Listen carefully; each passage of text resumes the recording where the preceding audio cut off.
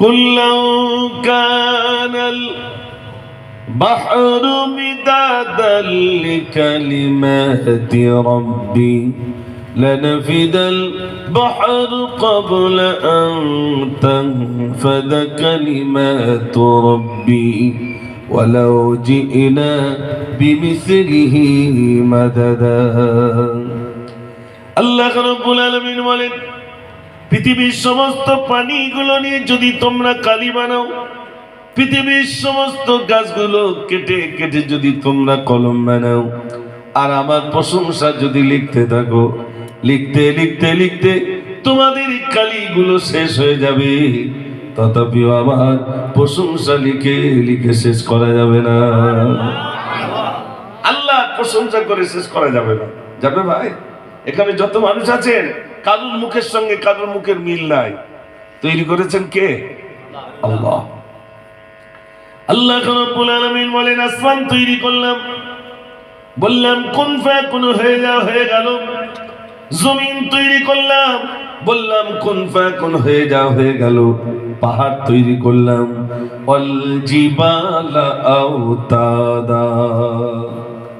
আল্লাহ রাব্বুল আলামিন বলেন, পাহাড় যখন তৈরি করলাম, ওই পাহাড়কে তৈরি করার সময় বললাম কুন ফায়াকুন হয়ে যাও, হয়ে গেল। আমি যা কিছু তৈরি করেছি শুধু বলেছি কুন ফায়াকুন হয়ে যাও, হয়ে গেল। কিন্তু যখন মানুষ তৈরি করলাম, কুন ফায়াকুন দিয়ে আমি তৈরি করি নাই, বরং আমার কুদরতি হাতে আমি আমার বান্দাদেরকে বানালাম। আল্লাহ পাক এত সুন্দর করে বানিয়েছেন, সেই মহান রবের শুকরিয়া জ্ঞাপন করে করে আমরা শেষ করতে পারবো না। ইমাম সাহেব প্রতিদিন আপনাদের মসজিদের প্রতি রাকাতে নিজে পড়লেও পড়েন, আপনার যখন নিজে নিজে নামাজ পড়েন তখনও বলতে হয়, আবার ইমামের পিছনে নামাজ পড়লে ইমাম সাহেবও বলেন আলহামদুলিল্লাহি রাব্বিল আলামিন। বলেন না, বলেন না ভাই? বলেন। সর্বোপরি প্রশংসা সেই আল্লাহ সুবহানাহু ওয়া তাআলার জন্য। এই যে আল্লাহর প্রশংসা, কখন আলহামদুলিল্লাহ বলতে হবে, কখন মাশাআল্লাহ বলতে হবে, কখন জাযাকাল্লাহ বলতে হবে, কখন ইনশাআল্লাহ বলতে হবে, এটা শিখতে হবে না? হবে না ভাই? এটা না বলে শিখতে হবে। আমি একদিন জলসায় গেছি, বহু মানুষ হুজুর দেখলে মুসাফা করে, সালাম দেয়। আমাকে সালাম দিয়েছে, আমি বললাম ওয়ালাইকুম আসসালাম। হাতে হাত দিয়েছে, হাতে হাত দিয়ে বলছে মিনহা খলাকনাকুম ওয়া ফিহা নুঈদুকুম। বলি আল্লাহ, আপনি এখানে যারা আছেন একটু বলবেন হাতে হাত দিয়ে কি মিনহা খলাকনাকুম বলে ভাই? তাই বললাম, ও ভাই তাকে মরি তারপর মাটি দিও। তো কখন ভুল হয়ে গেল, মানে কখন মিনহা খলাকনাকুম বলতে হয়, কখন ইয়াগফিরুল্লাহু লানা ওয়া লাকুম বলতে হয়, কখন ইনশাআল্লাহ বলতে হয়, কখন জাযাকাল্লাহ বলতে হয়, কখন আলহামদুলিল্লাহ বলতে হয়, আমরা জানলাম না। আজ এখানে আমরা যারা বসে আছি, মিলাদ প্রচুর শুনছি, প্রচুর শুনছি, আরো শুনবো, কিন্তু আমি দেখলাম যেন পানা পুকুরে ঢিল মারার মতো। যতক্ষণ ঢিল পড়ে পানা পুকুরি, পানা কি হয় ভাই? একটু জোরে বলে সরে যায়, আর ঢিল মারা বন্ধ হলে পানা আবার যা তাই আবার ঠিক এঁটে যায়। এই আমি ইমাম সাহেব এতক্ষণ ঢিল ফেললো, পানা সরে, আমি আবার ঢিল ফেলবো, পানা সরে। যেই দোয়া হয়ে যাবে আস্তে আস্তে পানা কি হবে, আবার এক জায়গায় হবে, তখন বোঝা যাবে যা সরেছিলাম ওই শেষ। আর সমাজে দেখেন, তাকান, পরিবর্তন কোথায়? সরকারের পরিবর্তন হয়েছে, রাস্তাঘাটের পরিবর্তন হয়েছে, আসবাবপত্রের পরিবর্তন হয়েছে, নিজের চরিত্রের পরিবর্তন ঘটেনি, নিজের শরীরের জামা কাপড়ের পরিবর্তন ঘটেছে, সবের পরিবর্তন ঘটেছে, কিন্তু বড় দুঃখ, বড় আফসোস, আমাদের নিজেদের চরিত্রের আখলাকের পরিবর্তন ঘটেনি। আগে যা ছিলাম আজও তাই। আমি আপনাদের কাছে বলি, আমি যে একজন মুসলমান, আমি একজন মুসলমান, এটা আমি মানুষের কাছে পরিচয় দিতে লজ্জা পাই। কেন, কি কারণে লজ্জাবোধ করব? যোগী আদিত্যনাথ যদি তিনি বলতে পারেন ফখর সে কাহো হাম হিন্দু, আমরা কি বলতে পারি না ফখর সে কাহো হাম মুসলমান? একটু জোরে বলুন না। কেন নিজেকে লুকিয়ে রাখেন? জানেন আমার হিন্দু ভাইরা টুপি নিয়ে গবেষণা করেছেন, জামা নিয়ে গবেষণা করেছেন, রিসার্চ করেছেন টুপি কি জিনিস, মুসলিমরা বড় জামা গায়ে দেয় কেন, মুসলিমরা টুপি মাথায় দেয় কেন। আমার বাড়ি যেহেতু বসিরহাটে, আর ওদিকে একটু ডাক্তারখানা বেশি আছে, হসপিটালে বদরতলার দিকে আর কি। তা আমি একটা স্পেশাল ডাক্তার দেখানোর জন্য গেলাম। তা আমি বসে আছি এখান থেকে বেশ 15 বছর আগে। তো মানুষ যখন বসে থাকে একে অপরকে জিজ্ঞেস করে, ভাই তোমার বাড়ি কোথায়, তোমার বাড়ি কোথায়, জিজ্ঞেস করে। তো অনেক কথা পরে হঠাৎ আমাকে বলছে, মৌলভী সাহেব একটা কথা বলবো, একটু বলুন। বলছে আপনার টুপিটা জামাটা কি কাজ করে। আমি বললাম টুপি আর জামা এটা তো আমাদের সুন্নাহ। হিন্দু ভাই বলছেন এটা সুন্নাহ, আমি তো বুঝি না সুন্নাহ কি জিনিস, আমি তো জানি না। আপনি আমাকে উত্তরটা দেন, টুপি আর জামাটা কি কাজ করে। আমি সেদিন বললাম বারে বারে সুন্নাহ বলছি, কিন্তু উনি বুঝছেন না। উনি বললেন আমার বুঝে আসলো না, তবে আমি উত্তরটা দেব, তাই বলছি দেন। উনি বলছেন আপনার টুপিটা জামাটা নোংরা কাজ থেকে, গোনার কাজ থেকে হেফাজত রাখেন। বলুন না সুবহানাল্লাহ। তাহলে বোঝা গেল হিন্দু ভাই টুপি নিয়ে গবেষণা করেছেন, জামা নিয়ে গবেষণা করেছেন। আমি মুসলমান, আমি লুকিয়ে রয়েছি, না টুপি নিয়ে না জামা নিয়ে আমি কোনোদিন গবেষণাও করতে পারিনি। ইসলাম ধর্ম কি সেটাও ভাবিনি, এর ভিতরে কি রহস্য রয়েছে তাও জানিনি।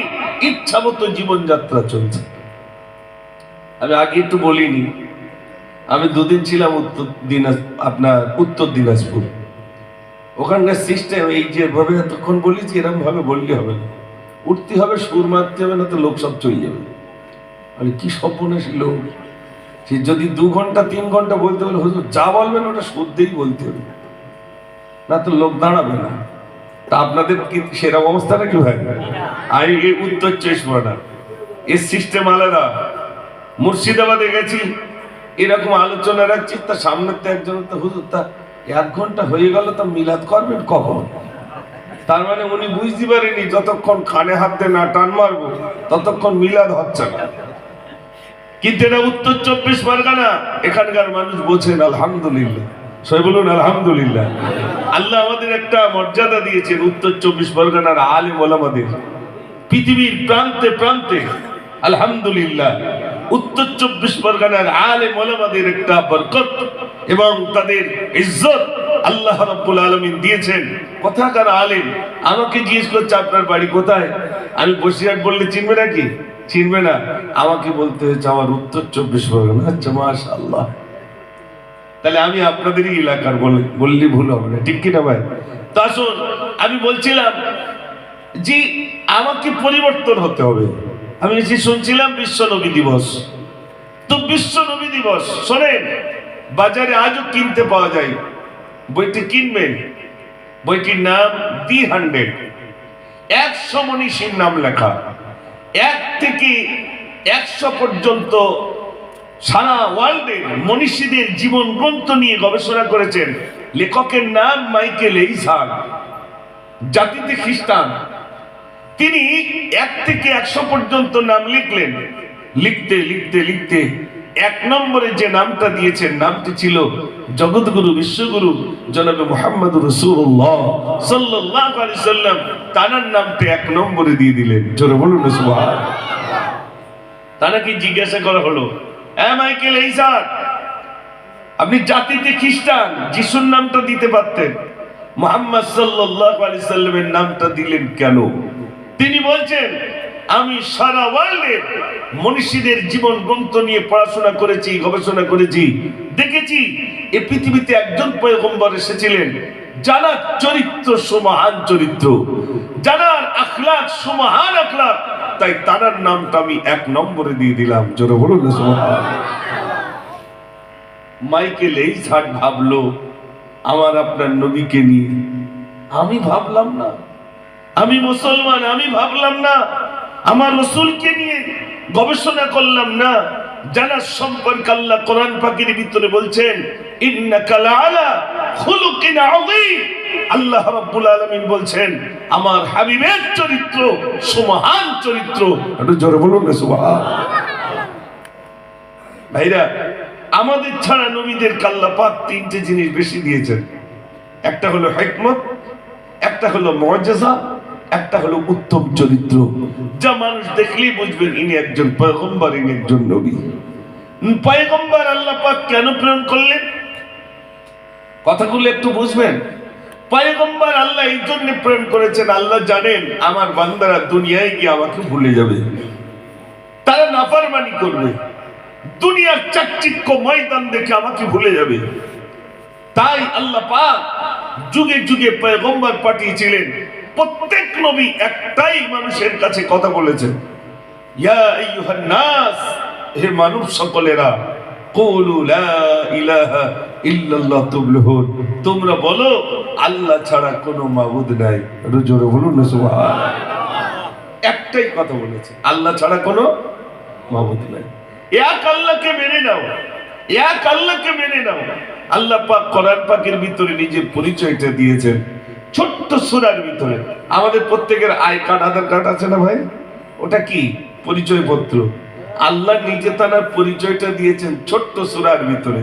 কুল হুয়াল্লাহু আহাদ আল্লাহুস সামাদ লাম ইয়ালিদ ওয়া লাম ইউলাদ ওয়া লাম ইয়াকুল লাহু কুফুয়ান আহাদ। জোরে বলুন না সুবহানাল্লাহ। এই ছোট্ট সূরার ভিতরে আল্লাহ রাব্বুল আলামিন নিজের পরিচয়টা দিয়েছেন। আমি ওই যুবকদের জন্য এই আপনার এই সূরাটির একটি কবিতা লিখে, যাতে মানুষ বুঝতে পারে, লিখেছিলাম। নাই মোর সুখ দুঃখ, নাই রে পিয়াস বুক, দুনিয়া দেখো আজ কেমনে, আমি বলে দিয়েছি কোরআনে। নাই মোর দিন রাত, নাই মোর পাহাড়, নাই মোর মা বাপ রে, তাই আমি আল্লাহ আহাদ রে, মোর বন্ধু মুহাম্মদ রে। যারা বলুন না সুবহানাল্লাহ। আমি আল্লাহ, আমার একটা বন্ধু আছে মুহাম্মদ সাল্লাল্লাহু আলাইহি সাল্লাম। তোমরা বলতে পারো এই সাথে আসমান কেমন করে টাঙিয়ে রাখা, বলতে পারবে? আপনার এই প্যান্ডেলটা টাঙিয়েছেন, কতগুলো খুঁটি দিয়েছেন, আর এর উপরে আল্লাহ পাক একটা প্যান্ডেল করেছেন। কোন খুঁটি আছে ভাই? ইন্না ফি খালকিস সামাওয়াতি ওয়াল আরদ, এই আসমান, এই চন্দ্র, এই সূর্য, এই সব জ্ঞানী মানুষের নিদর্শন, এগুলো দেখবে আর নির্ণয় করবে আল্লাহ তুমি তাহলে কত মহান। জোরে বলবেন না সুবহানাল্লাহ। আচ্ছা, আল্লাহ এই ইসরাইলদের ধ্বংস করে দিতে পারে না? পারে না ভাই? আল্লাহ চাইলে পারে না? ইন্নাল্লাহা আলা কুল্লি শাইইন কাদির। আল্লাহ বলেন আমার মতো ক্ষমতা কারোর নাই, শুধু একবার বলবো কুন ফায়াকুন, হয়ে যাও, সঙ্গে সঙ্গে তা হয়ে যাবে। দুনিয়ার কারোর ক্ষমতা নাই ধরে রাখবার, আটকাবার ক্ষমতা কারোর নাই। আমি আল্লাহ, সব ক্ষমতার মালিক আমি আল্লাহ। জোরে বলুন না সুবহানাল্লাহ। আল্লাহ আল্লাহ যদি মনে করতেন 1 সেকেন্ড সময় দেবেন না, ইসরায়েলকে ধ্বংস করে দিতে পারতেন। পারতেন না ভাই? পারতেন। এর ভিতরে একটা শিক্ষা আছে ভাইরা। আপনারা জানেন নমরুদকে সাইজ করার জন্য, নমরুদ নাম শুনেছেন? নমরুদ ভাইরা আমার, নমরুদ কি করলো? ইব্রাহিম নবী নমরুদের কাছে গিয়ে বলল, এ নমরুদ তুমি বলো লা ইলাহা ইল্লাল্লাহ। নমরুদ বলল আনা রাব্বুকুমুল আলা, আমি নিজেই তো আল্লাহ, আবার কাকে আল্লাহ বলবো বলো? আল্লাহ রাব্বুল আলামিনের পয়গম্বর হযরত ইব্রাহিম আলাইহিস সালাম নমরুদের কাছে যখন দাওয়াত নিয়ে গেল, নমরুদ তুমি বলো লা ইলাহা ইল্লাল্লাহ। নমরুদ নিজেকে খোদাই দাবি করলো আর বলল আমি আল্লাহ।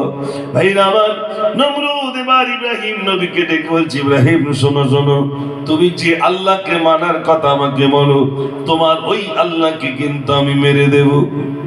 ইব্রাহিম নবী বললেন আমার আল্লাহকে তুমি মারতে পারবে না। নমরুদ বলল আমি তোমার আল্লাহকে মেরে দেখাবো। কাকে মারবে ভাই? আল্লাহ। চিন্তা করে নমরুদ তৈরি করেছেন কে? জোরে কথা বলে। সেই মানুষ আল্লাহকে মারবে? নমরুদ যেই বলেছে ইবলিস শয়তান এসেছে নমরুদের কাছে, ও নমরুদ আল্লাহকে মারবে কিন্তু পন্থা তুমি জানো না, কি কায়দায় মারবে ওটা তুমি জানো না, আমি জানি। কি বলে, একটা চৌকি বানাও আর 4টে শগুন পোষো, শগুন বড় হলে ওই 4 কোনায় বেঁধে দেবে, আর গোস্তের দলে এমন জায়গায় রাখবে ও শগুন গোস্ত খাওয়ার লোককে উড়বে কিন্তু গোস্ত মুখী পাবে না, দেখবে তোমাকে অনেক উঁচু নিয়ে যাবে, আর সেখান থেকে তীর মারবে, ইব্রাহিমের আল্লাহ খতম হয়ে যাবে। বুদ্ধিটা কে দিয়েছে ভাই? কথা বলে শয়তান দিল। নমরুদ তাই বানালো একটা চৌকি, চৌকি বানানোর পরে 4টে শগুন 4 কোণায় বেঁধে দিল, গোস্তের দোলায় বাঁধলো, এবার উপরে উঠে বসে মারতে যাচ্ছে আল্লাহকে। তখন তার এরকম হেলিকপ্টার ছিল না যে বাবু উড়ে উড়ে যাবো, শয়তানের যা যুক্তি নমরুদ তাই মারলো। যখন অনেক উঁচু চলে গেছে আসমানের দিকে তীর মারলো, ওই তীর পুনরায় উপরের দিকে উঠে আবার নিচের দিকে এলো, কিন্তু ওই তীরে এবার দেখা গেল রক্ত। আল্লাহ রাব্বুল আলামিন ফেরেশতাদের বললেন, ফেরেশতারে যাও যাও ওই তীরে একটু রক্ত লাগিয়ে দাও। তীরটা যখন নিচের দিকে চলে এলো নমরুদ দেখলো সর্বনাশ, খোলা আসমানি তীর মারলাম, এবার বুঝি ইব্রাহিমের আল্লাহ খতম হয়ে গেল। তীরে রক্ত লেগেছে মানে ইব্রাহিমের আল্লাহ খতম। ভাইরা আমার গোশতের তোলা নিচের দিকে দিল, এবার ওই শগুনটা নিচের দিকে ওড়ার জন্য যখন উঠলো, নিচের দিকে যখন নেমে এলো, ইব্রাহিম নবীকে ডেকে বলছে, ইব্রাহিম তোমার আল্লাহকে আমি মেরে দিলাম। ইব্রাহিম নবী বললেন, আমার আল্লাহকে তুমি মারতে পারবে না, পারবে না। নমরুদ বলল, তাহলে এক কাজ করো, তোমার আল্লাহ যদি বেঁচে থাকি তোমার আল্লাহ সৈন্য আনতে বলো, আর আমার সৈন্য যাবে ময়দানে, মোকাবেলা হবে। কার ক্ষমতা কেমন? কার সৈন্য আনতে বলে ভাই? আল্লাহ। তোমার আল্লাহ সৈন্য আনতে বলো, আমার সৈন্য যাবে। শোনেন, ইব্রাহিম নবী বলছে, আল্লাহ নমরুদের একটু বড় বাড়াবাড়ি করে ফেলছে, আল্লাহ একটু সাইজ করে দাও। দিন নির্ণয় হয়ে গেল, যুদ্ধ হবে। নমরুদ 80,000 সৈন্য তৈরি করেছে, যারা তীর মারতে পারে, যারা যুদ্ধ করতে পারে। 80,000 সৈন্য ঢোল তবলা বাজাতে বাজাতে ময়দানে যায়। আল্লাহ সৈন্য পাঠাচ্ছে, অন্য কিছু না, এক ঝাঁক মশা। কি পাঠিয়েছে ভাই? মশা। এই এখন মশা টুকটাক কামড়াচ্ছে না খুব, গ্রামে দেখবেন অনেকে বলে আমি বিরাট মস্তান। আমি বলি মশার থেকে বড় মস্তান তুমি না। মশা কারুর মানে না, প্রধানমন্ত্রী মানে না, মুখ্যমন্ত্রীও মানে না, গরিবও মানে না, ধনীও মানে না, পিসাব মানে না, মুখ্য কারুর মানে না। মশা এতদিন পৃথিবীতে জন্ম নেয়নি। মশা শুধুমাত্র নমরুদ শয়তানের জন্য আল্লাহ তৈরি করেছিলেন। মশা এক ঝাঁক মশা আসলো, তাদের এদিকে ঢোল তবলা বাজাতে বাজাতে যাচ্ছে, আর ওদিকে মশার ডানার ভনভনানি আর গনগনানি আওয়াজে দেখা গেল নমরুদের ঢোলের আওয়াজ বন্ধ হয়ে যায়। জোরে বলুন না সুবহানাল্লাহ। দেখবেন আপনাদের দিকে মশারি কিনতে গেলে চাচাটাও দেখিলে ফাঁকা বেশি না, মানে ঘন না পাতলা, দেখে না দেখেন। যদি একটা মশা ঢোকে রাতে, যদি ভনভন করে আওয়াজ করে, চাচা টর্চ লাইট মেরে এদিক ওদিক দেখে মশা মারার জন্য। কত কিছু বার হলো ওই ছোট্ট প্রাণী মারার জন্য। দিন কত দেখলো কারেন্টের ব্যাট বেরিয়েছে, কার মারার জন্য ভাই? মশা মারার জন্য। গুড নাইট বলেন, অল আউট বলেন, ওই প্রাণী থেকে বাঁচার জন্য মানুষ এরপরেও আপনার মিছিল করছে। কি মিছিল? ডেঙ্গু জ্বর থেকে বাঁচবে। ডেঙ্গু জ্বর কিসের জন্য হয় ভাই? একটু জোরে বলে। মশা কামড়ালে ডেঙ্গু জ্বর হয়, তা থেকে বাঁচার জন্য মানুষ বিভিন্ন কিছু করছে। মনে রাখবে, এখানে যত ভাইরা আছেন আল্লাহ রাব্বুল আলামিন সেদিন দেখিয়ে দিলেন, মশা যখন এক জায়গা আসছে, নমরুদের সৈন্যরা সব তীর নিয়ে রেডি, আর আল্লাহ পাকের সৈন্য আসলো, এসে এদিকে কামড়ায়, এদিক মারতে যায়, উড়ে এসে এদিকে কামড়ায়। আর ওই অত মশার ভিতরে কেতাবের ভিতরে পরিষ্কার এসেছে একটা খোড়া মশা রাস্তার দিক দাঁড়িয়ে। খোড়া মশা রাস্তার দিকে দাঁড়িয়ে। আর এমনি খোড়া মানুষের রাগ একটু বেশি হয়। এখানে আমার জানো যদি কোনো খোড়া ভাই থাকেন না, রেগে যাবেন না, স্বাভাবিক একটু রাগ হয় বেশি। তো সেই খোড়া মশাটা রাস্তার দিকে দাঁড়িয়ে রয়েছে, বলে তোরা সব যা, আমি পরে যাচ্ছি, আমি রাস্তার দিকে থাকি। ও সোনার ভাই আমার, মশার কামড়ের বিষে দেখা গেল 80,000 সৈন্য ময়দানে যখন সব শেষ হয়ে গেল, নমরুদ এবার পালাতে শুরু করে। আর খোঁড়া বসা ছিল রাস্তায়, ও বলে শয়তান পালায় কেন? ও আর কোথায় বসবে, বসতে তো পারে না খোঁড়া, তাই কি করবে, ছুটে এসে উড়ে এসে নাকের ভিতর দিয়ে ঢুকে মস্তকে গিয়ে কামড়াতে শুরু করে।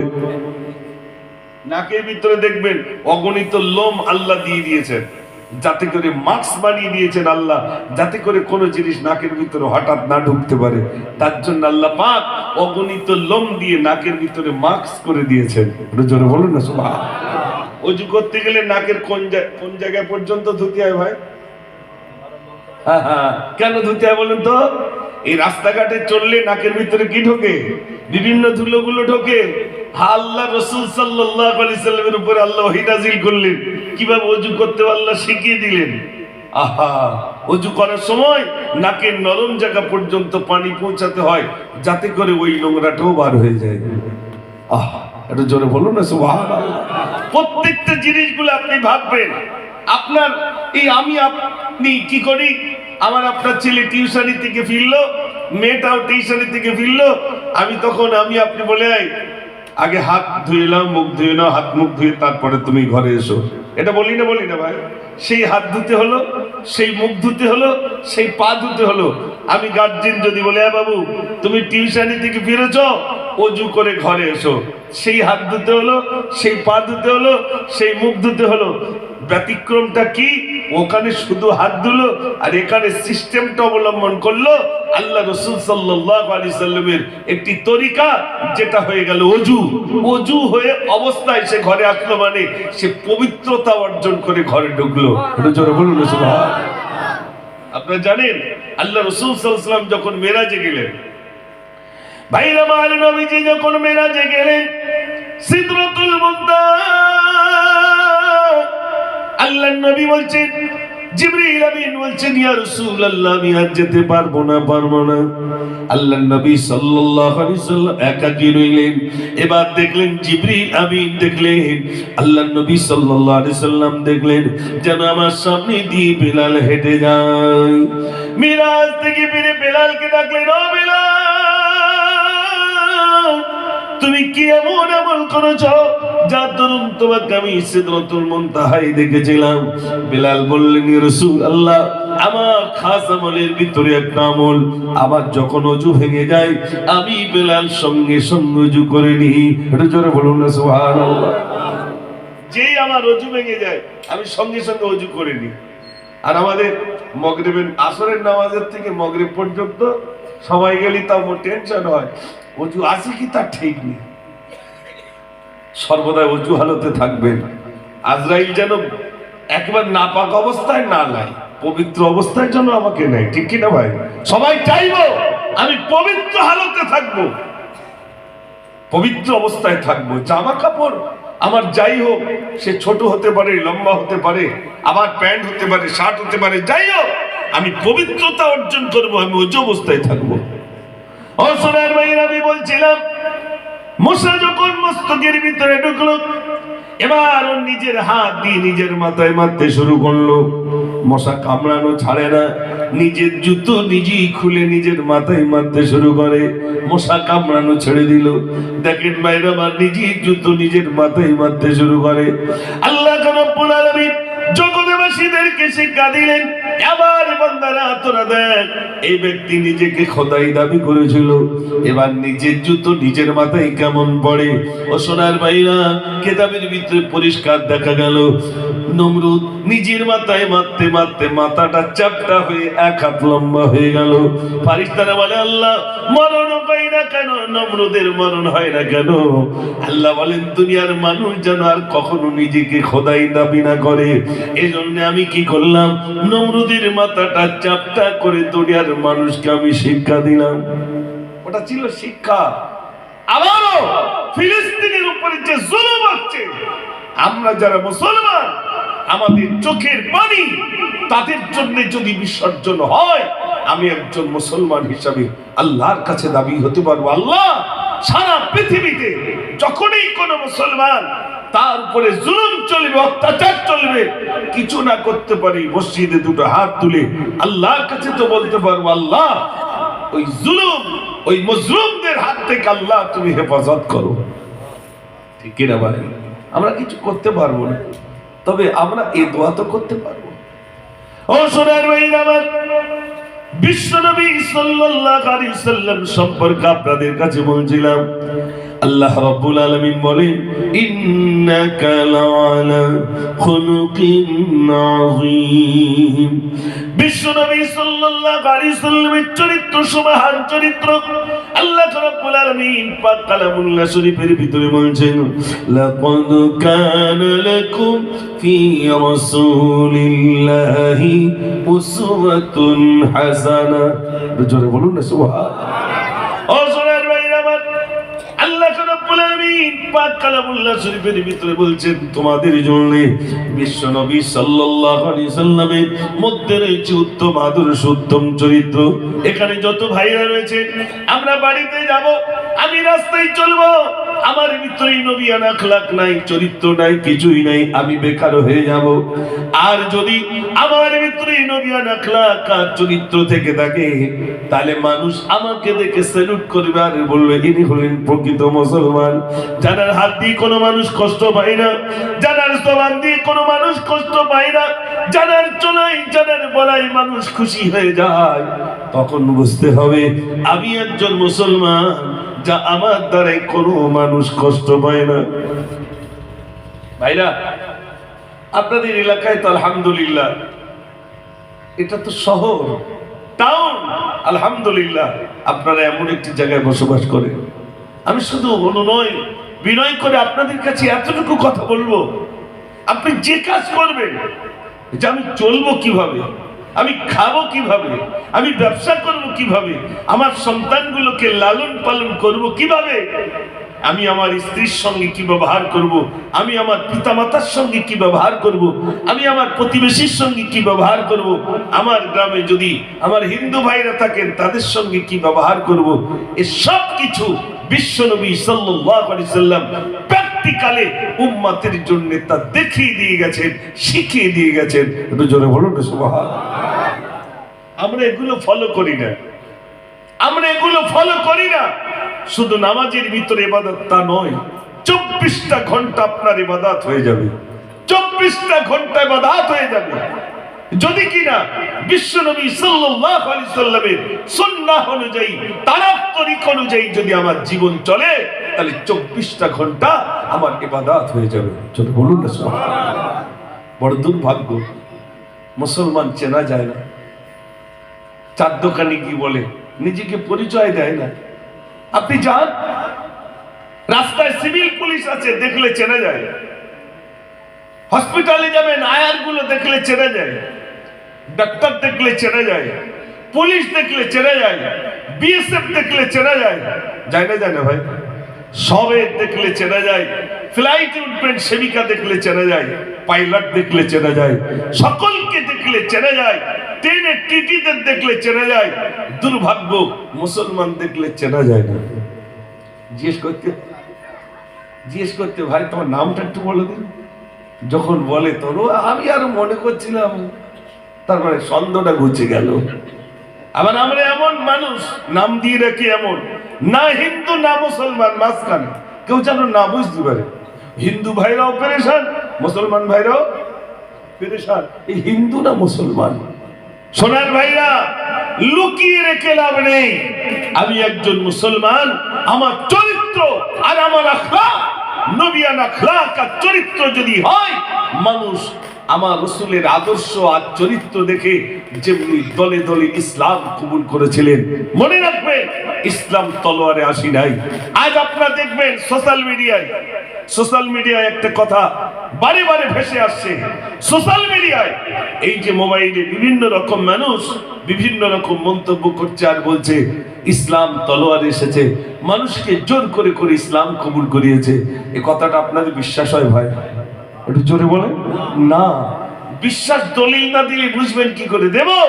ইসলাম তলোয়ারে আসে নাই, ইসলাম এসেছে উদারতায়, মহব্বতে প্যারে আমার রাসূলের আদর্শ দেখে মানুষ দলে দলে ইসলাম কবুল করেছেন। জোরে বলুন না সুবহানাল্লাহ। ও সোনার ভাইরা আমার, আমরা এখানে যারা আছি মনে রাখবেন বিশ্ব নবী সাল্লাল্লাহু আলাইহি ওয়াসাল্লাম মানুষের দ্বারে দ্বারে গেছেন। যখনই গেছেন বলেছেন বলো লা ইলাহা ইল্লাল্লাহ, লা ইলাহা ইল্লাল্লাহ, নেই কোনো মাবুদ আল্লাহ ছাড়া। বিশ্ব নবীর কাছে বেদুইনরা বললেন রে মুহাম্মদ সাল্লাল্লাহু আলাইহি ওয়াসাল্লাম, আমরা কলমা পড়ব, ওই খেজুর গাছের মাথাটা যদি আনতে পারেন আমরা কলমা পড়ব। আল্লাহর নবী বললেন এ খেজুর গাছের মাথা, তুমি আল্লাহর হুকুমে চলে এসো। খেজুর গাছের মাথা আল্লাহর হুকুমে চলে এলো, তথাপিও তাদের কলমা নসিব হলো না। তারা বলতে শুরু করলো এ মুহাম্মদ সাল্লাল্লাহু আলাইহি ওয়াসাল্লাম, জাদুকর জীবন অনেক দেখলাম, এমন জাদুকর দেখি নাই যিনি খেজুর গাছের মাথাকে ডাকলেন মানুষের সামনে চলে আসে। আপনি এবার একটুখানি বলুন খেজুর গাছের মাথাটা যেমন ছিল তেমন লাগিয়ে দিলে আমরা কলমা পড়বো। আল্লাহর নবী বললেন এ খেজুর গাছের মাথা যেমনটি ছিল তেমন হয়ে যায়, তেমন হয়ে গেল, তথাপিও তাদের নসিবে কলমা জুটলো না। আল্লাহর নবী সাল্লাল্লাহু আলাইহি ওয়াসাল্লাম মনটা মলিন হয়ে গেল। আল্লাহ পাক শোনাচ্ছেন হাবিব, আপনি মনক্ষুণ্ণ হবেন না, কষ্ট পাবেন না, আপনি হলেন দাওয়াত দেনেওয়ালা আর আমি আল্লাহ হলাম হেদায়েত দেনেওয়ালা। জোরে বলুন না সুবহানাল্লাহ। হেদায়েত দেনেওয়ালা কে? আমি বক্তব্য রাখবো এখানে, কাল থেকে যে সুদ চলে যাবে, মদ চলে যাবে, জুয়া চলে যাবে, টিকিট খেলা চলে যাবে, নারী হত্যা চলে যাবে, ব্যভিচার চলে যাবে, যাবে বলে মনে হয় ভাই? ও যা ছিল তাই থাকবে। তবে কি সোনার ভাইরা, আমার নূহ আলাইহিস সালাতু ওয়াস সালাম তিনি মিলাদ একদিন করেননি, দুদিন করেননি, 950 বছর ধরে মিলাদ করলেন, বক্তব্য রাখলেন। 950 বছর বলে বলে মাত্র 40 জন আল্লাহ বলনেওয়ালা হলো। নবী রাগ করে আল্লাহর কাছে বলেন আল্লাহ ও রব্বুল আলামিন, আল্লাহ তোমার বান্দাদের কাছে 1 বছর নয়, 2 বছর নয়, 950 বছর ধরে তোমার বান্দাদের কাছে বোঝালাম, মাত্র 40 জন তোমাকে মেনে নিল। আল্লাহ বাকিগুলোকে তুমি শেষ করে দাও। আল্লাহ রাব্বুল আলামিন বললেন নূহ, এ আমার পয়গম্বর নূহ, তুমি মাটি দিয়ে কিছু পাত্র বানাও, পাতিলা বানাও। কতগুলো পাত্র বানাবো? আমার আল্লাহ বলেন অগণিত মাটির পাত্র বানাও, অগণিত মাটির পাত্র বানানো হয়ে গেল। নূহ নবী জিজ্ঞাসা করলেন আল্লাহ এবার কি করব? আমার আল্লাহ বললেন নূহ, মাটির পাত্রগুলো তুমি রোদে তাপে শুকনো করো। সবগুলো শুকনো করা হয়ে গেল। আল্লাহ এবার কি করব? আমার আল্লাহ বললেন নূহ, মাটির পাত্রগুলো তুমি আগুন দিয়ে পোড়ানোর ব্যবস্থা করো। সবগুলো পোড়ানো হয়ে গেল। আল্লাহ এবার কি করব? আমার আল্লাহ বললেন নূহ, মাটির পাত্রগুলো এবার লাইন দিয়ে দাও, একটা লাঠি দিয়ে সবগুলো তুমি ভেঙে ফেলো। নূহ নবী বললেন আল্লাহ এত কষ্ট করে মাটির পাত্র বানালাম, রোদের তাপে শুকনো করলাম, আগুন দিয়ে পোড়ালাম, ওই মাটির পাত্রগুলো কি ভাঙতে আমার কষ্ট হয় না? ওদের প্রতি তো মহব্বত এসে গেল। আল্লাহ রাব্বুল আলামিন বলেন এ নূহ, মাটির পাত্র বানিয়েছো তুমি আর মানুষ বানিয়েছি আমি। মাটির পাত্রগুলো যদি তোমার ভাঙতে এত কষ্ট হয়, বলো বলো বলো আমার বান্দাদিগের মেরে দিতে কি আমি রব্বুল আলামিন আমার কষ্ট হবে না? জোরে বলুন না সুবহানাল্লাহ। আল্লাহ ভালোবাসেন না বাসেন না? আল্লাহ রাব্বুল আলামিন তাকিয়ে তাকিয়ে আমার বান্দা কখন আমাকে ডাকবে। এক বান্দা মূর্তির সামনে সনম সনম করে, হঠাৎ একদিন জবান থেকে বেরিয়ে গেল সমান। আল্লাহ বললেন লাব্বাইকে আবদি। ফেরেশতারা বলেন আল্লাহ 80 বছর ধরে সনম সনম করলো, একবার ডাক দিল তুমি সাড়া দিয়ে দিলে। আল্লাহ রাব্বুল আলামিন বলেন ও আমার ফেরেশতারে, আমি 1 বছর নয়, 2 বছর নয়, 80 বছর ধরে আমার বান্দার দিকে তাকিয়েছিলাম, কখন আমার বান্দা আমাকে একবার ডাকবে। যেই না আমার বান্দা ডাকলো, আমি আল্লাহ আমার বান্দার ডাকে সাড়া দিয়ে দিলাম। আল্লাহ শুনতে পান, আল্লাহ সঙ্গে সঙ্গে সাড়া দেন। ও ভাই আমার, আপনাদের কষ্ট হচ্ছে না তো? মাশাআল্লাহ, আরেকবার আওয়াজ দেন নারে তাকবীর। খুব ভালো লাগছে। উত্তর 24 পরগনা দেখেন, এদিকে মানুষ বোঝে। মুর্শিদাবাদ বিভিন্ন জায়গায় আল্লাহ নিয়ে যান কম বেশি। এক ব্যবস্থায় গেছি, তো নারাই তাকবীর দিস, তা সব চুপচাপ বসে রয়েছে। তা আমি জিজ্ঞেস করছি ভাই মিলাদ দিয়েছেন কেন? তো যেহেতু কেরালায় থাকি তো অনেক টাকা, তা কি করবো, তা একটা মিলাদ দিলাম। বিশ্বাস করেন অনেক মানুষ অনেক দিক দিয়ে, অনেক কিছু দিক দিয়ে মানুষ জানে না। মানুষ ভাবে আমরা সব জানি, কিন্তু না, অনেক কিছু আমাদের অজানা রয়ে গেছে, যেগুলো জানি না সেগুলো শিখবো ইনশাআল্লাহ। আপনার উপযুক্ত ইমাম পেয়েছেন, শিখবেন ইনশাআল্লাহ। ইমাম সাহেবের কাছ থেকে আপনারা মসলা মসাইল শিখবেন, একটা দিন নির্ণয় করবেন। আমরা কোরআন শিখবো, আমরা মসলা শিখবো, নামাজ কিভাবে পড়তে হয় শিখবো। সেটা আপনাদের মসজিদের উপযুক্ত ইমাম পেয়েছেন যখন শিখতে পারবেন ইনশাআল্লাহ। ও ভাই আমার একটুখানি শুনুন, আমি বলছিলাম বিশ্ব নবী সাল্লাল্লাহু আলাইহি ওয়াসাল্লাম মানুষের দুয়ারে দুয়ারে গেলেন। নবী পাক যখন মানুষের কাছে গেলেন, তুমি বলো লা ইলাহা ইল্লাল্লাহ, নেই কোনো মাবুদ আল্লাহ ছাড়া, এই কথাটা তিনি মানুষের কাছে বলতে গেলেন বলে রাস্তায় কাঁটাগুলো বিছিয়ে দেওয়া হতো, ওই রাস্তায় আবার গর্ত করে রাখা হতো। আল্লাহর নবী যাতে গর্তের ভিতরে পড়ে যায়, ভাইরা আমার উম্মে জামি উটের পচা নাড়ি ভুড়িগুলো আবার রসুলের মাথায় চাপিয়ে দেয়, যাতে করে গলায় আটকে পড়ে যায়। ও সোনার ভাইরা, তাতেও তারা কান্দ হলো না। তারা চিন্তা করলো মুহাম্মাদের কল্লাটাকে কাটবে বল। ভাইরা আমার খাপ থেকে নাঙ্গা তলোয়ার বার করলো, আর তারা কি বলা হচ্ছে, যিনি মুহাম্মাদের কল্লা কেটে আনতে পারবেন 100 উট দেওয়া হবে। 100 ভাইরা আমার উট দেওয়া হবে, 100 উট তাকে উপহার দেওয়া হবে। খাপ থেকে নাঙ্গা তলোয়ার বার করে বলেন, আমি মুহাম্মাদের কল্লা কাটবো। কিন্তু দেখা গেল বিশ্বনবী সাল্লাল্লাহু আলাইহি ওয়াসাল্লামের কল্লা কাটার আগে ভাইরা আমার হযরত নঈমের সঙ্গে দেখা হয়ে গেল। নঈম জিজ্ঞাসা করলেন, ওমর কোথায় যাও? আমি মুহাম্মাদের কল্লা কাটতে যাই। জি জি জি জি, এই ছাগল ছাড়া কি তুমি ধরতে পারবে? বলছে ওই আবার ধরতে পারবো না। ছাগল ছাড়া ধরতে গেলেন, ধরতে পারলেন না। তলোয়ার নিয়ে বলছে, নঈম তুমি বুঝি ইসলাম কবুল করেছো? বলছে আমাকে শাসন করছো? তুমি বাড়িতে গিয়ে দেখো তোমার বোন ফাতেমা আর তোমার দুলাভাই ইসমাঈল দুজনেই ইসলামের কলমা পড়ে মুসলমান হয়ে গেছে। দুজনে বলুন না সুবহানাল্লাহ। ও সোনার ভাইরা, এবার তিনি কি করলেন?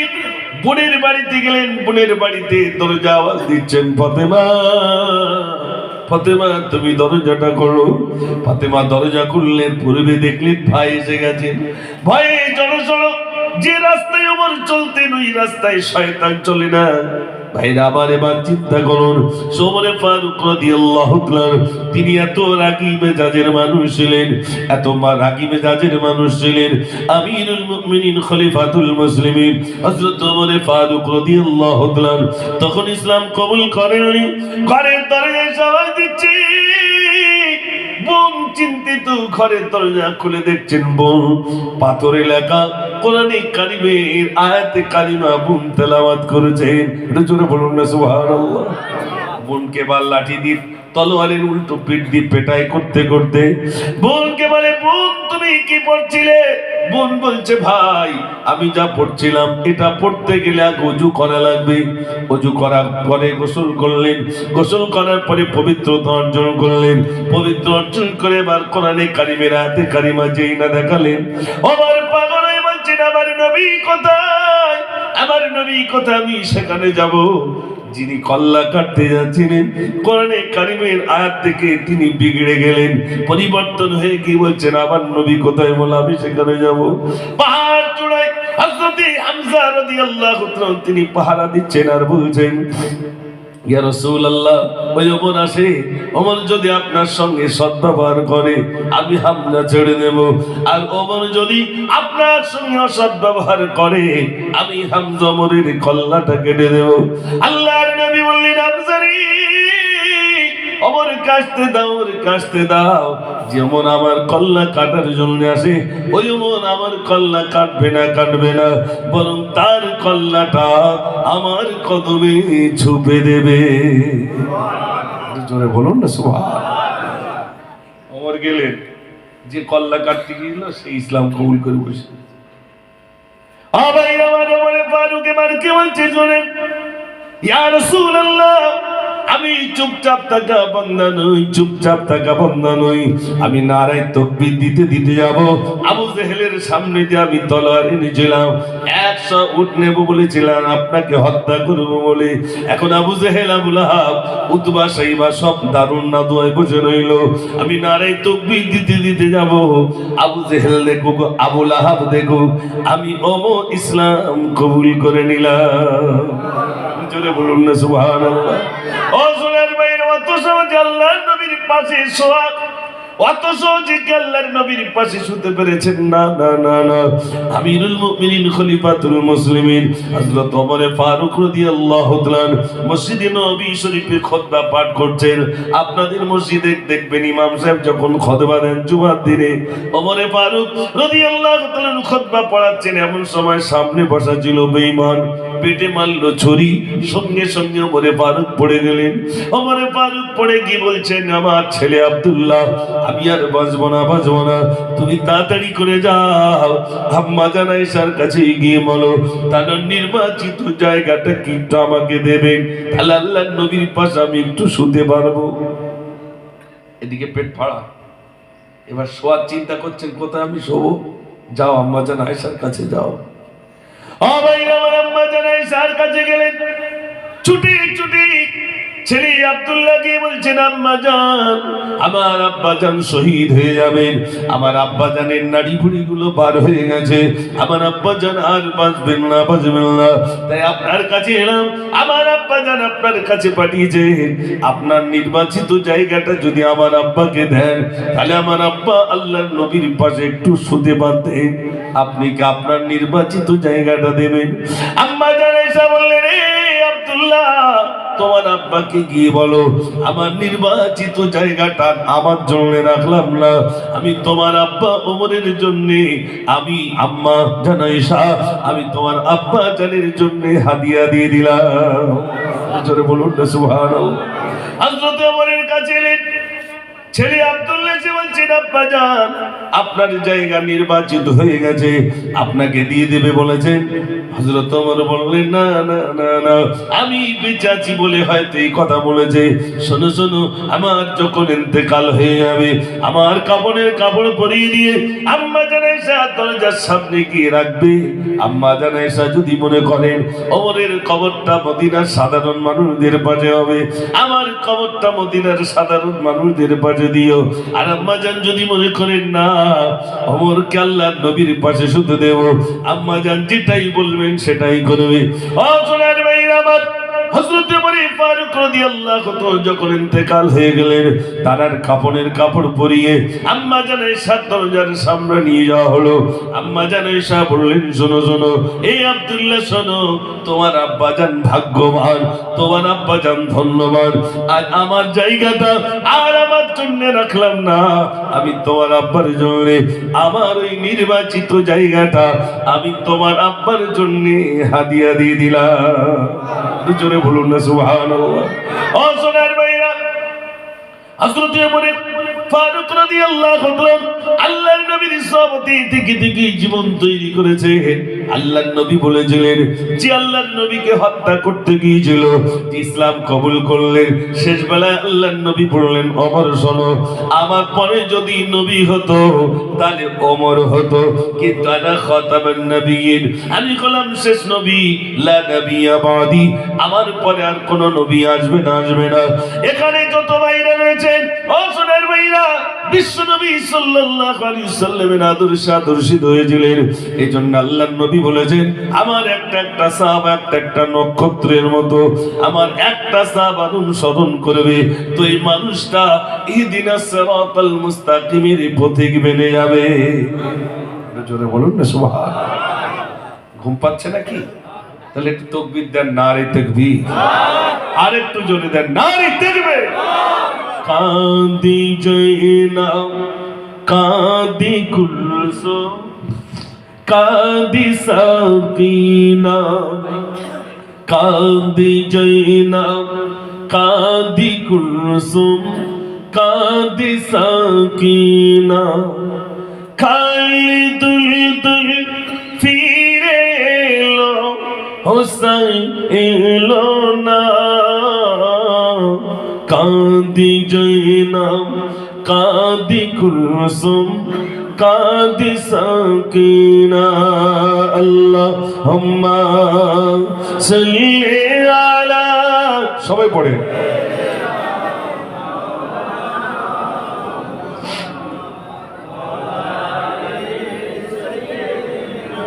মাওলানা মুহাম্মদ সাল্লাল্লাহু আলাইহি ওয়াসাল্লাম। আমার ভাইরা, হযরত ওমর ফারুক রাদিয়াল্লাহু তাআলা জীবন তৈরি করেছেন, জীবনটা পরিবর্তন করেছেন। এই জন্যে আমার রাসূলের পাশে শোয়ার যোগ্যতা তিনি অর্জন করেছিলেন। একটু জোরে বলুন না সুবহানাল্লাহ। আমার ভাইরা, আমরা এখানে যারা আছি, মরণ কাউকে ছাড়েনি আর ছাড়বে না, মরণ আসবেই, আসবে না ভাই? আপনারা এখানে যারা আছেন একটু বলবেন, মানুষের দিন দিন বয়স বাড়ছে না কমছে? কেউ বলছে কমছে, কেউ বলছে বাড়ছে। সবার বয়স কমে যাচ্ছে, কারুর বয়স বাড়ে না। যদি বলেন তা কি করে হয়? মনে করুন আল্লাহ আমাকে নির্বাচিত করেছেন, নির্বাচিত রেখেছেন যে তোমাকে 60 বছর রাখবো। তা আমার এই চলছে 49 বছর বয়স। তো 60 বছরের ভিতরে 49 মাইনাস করলে থাকে কত ভাই? জোরে বলে 11। তাহলে বয়স বাড়লো না কমলো? কমলো। আর আমরা বলি দাড়ি টাড়ি পাকুক তারপর মসজিদের দিকে যাব। এখানে যারা আছেন একটু বলবেন, আপনাদের থেকে বয়স কম এরকম ছেলের বুকে মাটি দিয়েছেন না দেননি? তার মানে বুঝতে পারেননি? আমার থেকে বয়সের কম সে ইন্তেকাল করেছে, তার বুকে মাটি দিয়েছেন না দেননি ভাই? দিয়েছেন। তাহলে আমার থেকে কম বয়সী ছেলে যদি চলে যায়, আর আমি কি সৎখানি বছর থাকবো মনে হয়? কি করে হয়? সব তো অ্যাডভান্স, সব অ্যাডভান্স হয়ে যাচ্ছে। একটা ছেলে সবে জন্ম নিচ্ছে, কিছুদিন বয়স হলো, সবে একটু হামাগুড় দিয়ে একটু দাঁড়ালো, ব্যাস তাকে শেখানো শুরু। এমন শেখানো শুরু, এমন এমন স্কুল আছে যে ব্যাগের ভার এসে বেচারি পড়ে যাচ্ছে, পিছনে যা বই দেওয়া হচ্ছে সে বেচারি পড়ে যাচ্ছে। অ্যাডভান্স, তার মানে তাড়াতাড়ি করে মাওলানা হয়ে যাও, তাড়াতাড়ি করে মাস্টার হয়ে যাও, তাড়াতাড়ি করে বিরাট কিছু শিখে গেল। কেন? হায়াত সীমিত, 100 বছর পাওয়া যায় না। ওই দোকানে আপনাদের বারাসাত বলুন, কদমগাছি বলুন আর বাদু বলুন, এখন আর ওই লাঠি কিনতে পাওয়া যাচ্ছে না। আগে বুড়ো মানুষ একটু লাঠি কিনতে পাওয়া যেত, ওয়ান নেই। কেন না? মাজা খুঁজো আর লাঠি, এটা প্রয়োজন হচ্ছে না, তার আগে বাড়ি চলে যেতে হচ্ছে। ঠিক বলছি না ভুল বলছি ভাই? লাঠির আর প্রয়োজন নেই, তার আগেই ঘরে আসল বাড়িতে ডাক পড়ছে না। আপনার শোনেননি? একদিন তোমারি না মসজিদ হবে না, তৈরি থেকো তৈরি রেখো কবরের মাল সামান, একদিন তোমারি না মসজিদে হবে না। ভাই মসজিদে এলান করে দেবে ইমাম সাহেব, অমুকের ছেলে অমুক ইন্তেকাল করেছে, তার জানাজা অমুক টাইম হবে, এলান হবে, চলে যাওয়া লাগবে, রেহাই নাই। ডাক আসলে কেউ ধরে রাখতে পারেনি আর পারবে না। মনে রাখবেন, এই আমি বসে আছি, আমি সোশ্যাল মিডিয়া দেখলাম ইন্দোনেশিয়ার একজন কারি সাহেব মানে কেরাত পড়ছিলেন, আর লক্ষ লক্ষ জনতা সামনে সব বসে আছেন। তিনি কোরআন পাক পড়ছিলেন, একটি আয়াত পড়তে পড়তে ওই চেয়ারেই তার ইন্তেকাল হয়ে গেল। কি পড়ছিলেন জানেন?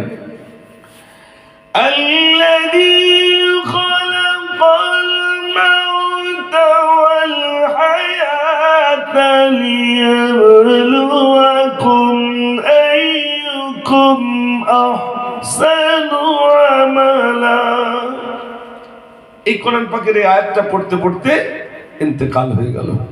আল্লাযী খালাকাল মাউতা ওয়াল হায়াতা, নিশ্চয়ই একটু বুঝতে পারছেন, কোন সময় না জানলে এটা একটু বোঝা বোঝা যাচ্ছে। আল্লাযী খালাকাল মাউতা ওয়াল হায়াতা, আল্লাহ বলছেন আমি মৃত্যু দিলাম এবং হায়াত দিলাম, কে কেমন আমল করে আমার কাছে আসতে পারে। আল্লাহ কিন্তু এরকম বলেনি কি কত নিউ টাউনের মতো বিল্ডিং বানিয়ে আসতে পারে, এটা বলেছে নাকি ভাই? না, আল্লাহ পাক বলছেন কি কেমন আমল করে আমার কাছে আসতে পারে। আমল বলতে কি? দৈনন্দিন জীবনযাত্রা, ইবাদত, বন্দেগী, উপাসনা, আরাধনা কে কেমন করে আসতে পারে।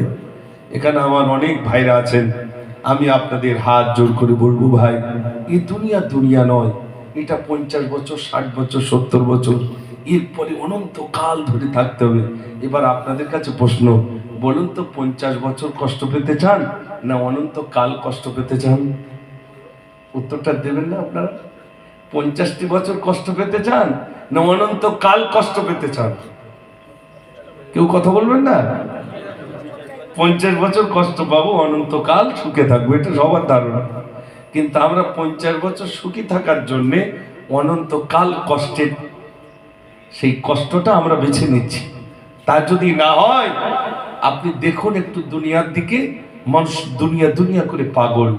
ইমাম গাজ্জালী রহমাতুল্লাহ আলাইহি এত বড় একজন সাধক, বহু কিতাব লিখেছেন। একটি কিতাব লিখেছেন কিমিয়ায়ে শাহাদাত, একটি কিতাব লিখেছেন মুকাশাফাতুল কুলুব। এই গ্রন্থের ভিতরে ইমাম গাজ্জালী রহমাতুল্লাহ আলাইহি বলছেন, দুনিয়াতে এমন মানুষ যদি পানিতে এমনি করে ধরে, হাতে পানি থাকবে না চলে যাবে? জোরে বলেন, চলে যাবে। মানুষ দুনিয়াকে কবজার ভেতরে আনার চেষ্টা করবে, দুনিয়া চলে যাবে। মানুষ যেই ইন্তেকাল করে তার প্রথম বন্ধু দুনিয়া চলে যায়। দুনিয়াকে বলে, দুনিয়া কিসের জন্য চলে যাস? দুনিয়া বলে, বোকা, তুই আমার জন্য পাগল ছিলি, আমি তোর জন্য পাগল ছিলাম না। আচ্ছা, এখানে যারা আছেন, এই জায়গাটার নাম কি ভাই? হুমায়ুনপুর। সত্য কথা বলবে, টোটাল হুমায়ুনপুরের সময় সম্পত্তি, দোকানপাট, কারখানা যা আছে সব একজনের দেওয়া হবে। তারপরে বারাসাতের আশা করবে বলে মনে হয়? জোরে বলেন। হুমায়ুনপুরটা নিয়ে নেবে, তারপরেই বলবে পাশের গ্রামটার চেষ্টা করে আল্লাহ ওইটা দাও। তার মানে কি এটা নিয়ে উদর ভরেনি, এটার পরে ওটা চাই। গরিব কে? যার সবসময় টাকার প্রয়োজন, সে গরিব। কি না বাদুর রাস্তার ধারে 4টে দোকান, এক্ষুনি আমার 20 লাখ টাকা লাগবে ভাই, মাথায় খুব টেনশন। তার মানে বুঝতে হবে গরিব, ওর টাকার দরকার খুব। আর গরিব ওই ব্যক্তি না যে সকালে খাটে যতটুকু উপার্জন হয় আলহামদুলিল্লাহ, আবার দুপুরে গিয়ে যতটুকু উপার্জন আলহামদুলিল্লাহ, হাত দরকার নেই। ওর লাখ লাখ দরকার নেই, ওর 4টে দোকানের দরকার নেই। বুঝতে হবে দুনিয়াবি দৃষ্টি দিয়ে দেখলে এ গরিব ও ধনী, আভ্যন্তরীণ দৃষ্টি দিয়ে দেখলে যার টাকার প্রয়োজন সে গরিব, যার টাকার প্রয়োজন নেই সে ধনী। আমরা নির্ণয় করি কি, বিরাট বাড়ি বানালি বুঝি ধনী ব্যক্তি, বিরাট গাড়ি বাড়ি হলে হয়তো ধনী ব্যক্তি। খবর নিয়ে দেখেন শান্তি নাই। এখানে যত মানুষ আছেন, আমি একটা প্রশ্ন করবো আপনাদের কাছে, আপনার টাকা চান না শান্তি চান? উত্তরটা তাড়াতাড়ি দেন। কেন টাকা চাবেন না? কেউ টাকার পিছনে ছুটতে চায় না, টাকা দরকার নেই, ডাল ভাত খায়, অন্তত বাড়িতে শান্তিতে থাকি। আপনি দেখেন বিরাট টাকার মালিক বিবি স্বামীকে নেয় না, বিরাট টাকার মালিক ছেলে তার মাকে মা বলে না, বিরাট টাকার মালিক ছেলে তার বাপকে বাপ বলে না। মেয়েটা এত বড় মোবাইল নিয়ে রাস্তার এমাতা ওমাতা করে, বিবিটা নিজের পার্সোনাল গাড়ি নিয়ে বিভিন্ন জায়গায় যে স্বামীকে তোয়াক্কা করে না। আর একটা গরিবের বাড়িতে গিয়ে দেখেন স্ত্রী বসে থাকে, স্বামী যতক্ষণ না আসবে ভাত খাবো না। বিরাট ধনী ব্যক্তি গিয়ে বলবেন ভাতের কথা, ঘুমিয়ে পড়েছে, ওই ডাইনিং রুমে ভাত রয়েছে, ভাই বেড়ি খাও আর নাই চাপারো করো। ঠিক বলছি না ভুল বলছি? সুখ নেই, শান্তি নেই, শান্তি টাকাই নেই। শান্তি কোথায় আছে? আলা বিযিকরিল্লাহি তাতমাইন্নুল কুলুব। শান্তি যদি পেতে চাও, একমাত্র আল্লাহর স্মরণের ভিতরে শান্তি নিহিত রয়েছে। একটু জোরে বলুন না সুবহানাল্লাহ। আলোচনা হঠাৎ করে কিন্তু শুরু হয় না, সবে এসেছি আপনাদের কাছে। যদি একটু আলোচনা বেড়ে যায় তাতে কি কষ্ট পাবেন আপনারা? আগে একবার তাকবীর দেন দেখি, ভোল্টেজ যদি দেখি ভালো তাহলে মনে করবো আমার আলোচনা একটু লম্বা হবে, আর যদি ভোল্টেজ কমে যায় তাহলে মনে করবো ছোট হয়ে যাবে। একবার আওয়াজ দেন নারে তাকবীর। আল্লাহ, ইলেকশন তো হয়ে গেল, আর আপনাদের কলকাতা পাশে এরকম আওয়াজ দিলে হবে? সবাই মিলে দেন নারে তাকবীর। আপনাদের মসজিদে তথা সারা ওয়ার্ল্ডে একটাই আওয়াজ, আল্লাহু আকবার, আল্লাহু আকবার। আল্লাহ মহান, আল্লাহ বড়। মুয়াজ্জিন আবার বলে, আশহাদু আল্লা ইলাহা ইল্লাল্লাহ, আমি সাক্ষী দিতেছি আল্লাহ ছাড়া কোনো মাবুদ নাই। একটু জোরে বলুন না সুবহানাল্লাহ। মুয়াজ্জিন আবার বলে, আশহাদু আন্না মুহাম্মাদার রাসূলুল্লাহ, আমি আরো সাক্ষী দিচ্ছি মুহাম্মদ সাল্লাল্লাহু আলাইহি ওয়াসাল্লাম আল্লাহর রাসূল। মুয়াজ্জিন আবার বলে, হাইয়া আলাস সালাহ,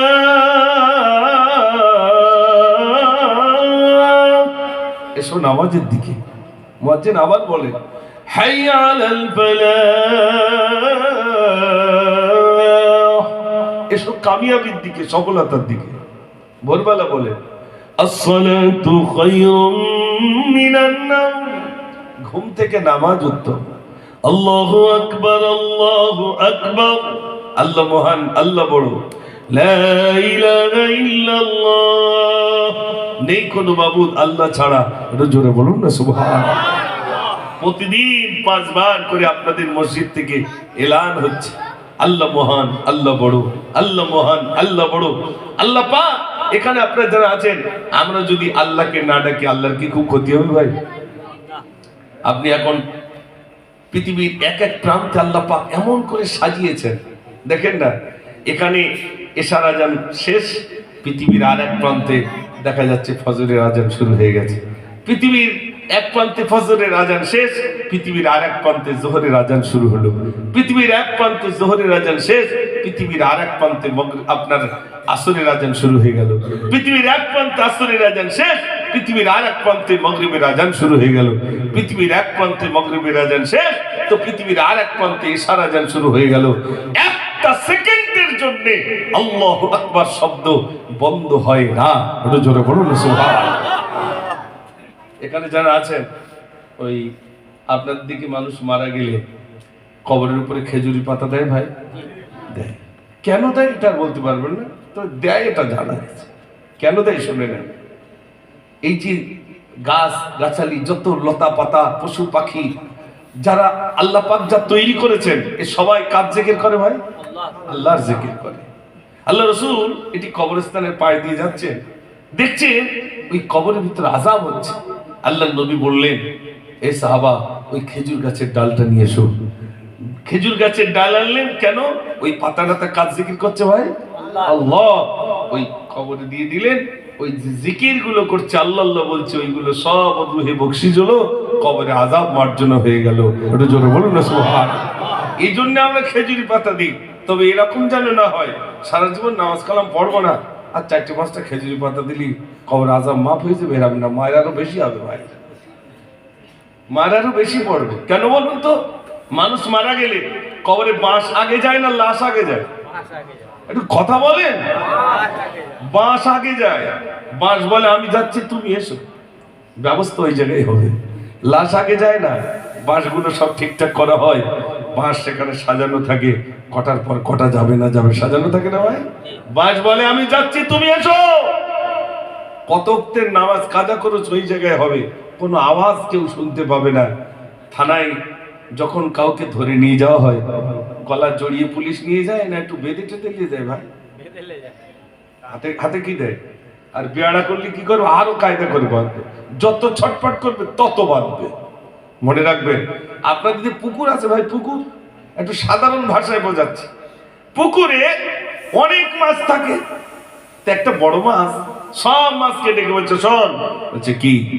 বলে পুকুরে কিন্তু একটা শিপলা আসে। তো আসাটা কি? বলে যদি তুই মুখ দিয়েছিস তাহলে কিন্তু টান মারবে, তারপরে টান মারলেই কিন্তু কি আচার খেতে হবে। বলছে তারপর? বলছে যত লাফাবি তত প্যাকেটের ভিতর নিয়ে নেবে। তারপর বলছে সোজা বটির ধারে নিয়ে যাবে, নিয়ে কায়দা করে তোকে ছিলবে। বলছে তারপর? বলছে তারপরে ইটে কায়দা করে ঘষে সাদা করে ফেলবে। আপনাদের করে না? করে না ভাই? বলছে তারপর? বলছে বটি দিয়ে টুকরা টুকরা করবে, গরম তেলে ভাজবে, ঝোল করে খাবে। এই বড় মাছ এত কথা বললো, আর মাছগুলো বলছে বাদ দে তো, পুকুরে নাকি আবার ছিপলা। এই কথা কেউ গ্রহণ করেনি। ছিপওয়ালা ঠিক মতো গেছে, গিয়ে যখন ছিপ নাচায় মাছ ধরলো, টান মারলো। যেই টান মেরেছে তখন প্রথমেই নিচে থেকে কোথায় আচার খেতে হয়েছে ভাই? হ্যাঁ, উপরে গিয়ে আচার খেলো, ছটফট করছে বলে আরো একটু মারলো, প্যাকেটের মধ্যে ঢুকালো, সোজা নিয়ে গিয়ে মায়েরা যখন বটির ধারে গিয়ে ছিলছে তখন ওর মিলাদের কথা মনে পড়েছে, তাই তো ওই বড় মাছটা তো এই মিলাদটাই করেছিল যে একদিন কিন্তু ছিপি মুখ দিলেই টানবে, তারপরে উঁচু জায়গায় আচার খেতে হবে, তারপরে আবার ছিলবে, এই যত কিছু করছে তখন মিলাদটা মনে পড়ছে। আমার মিলাদ এখন মনে হবে না।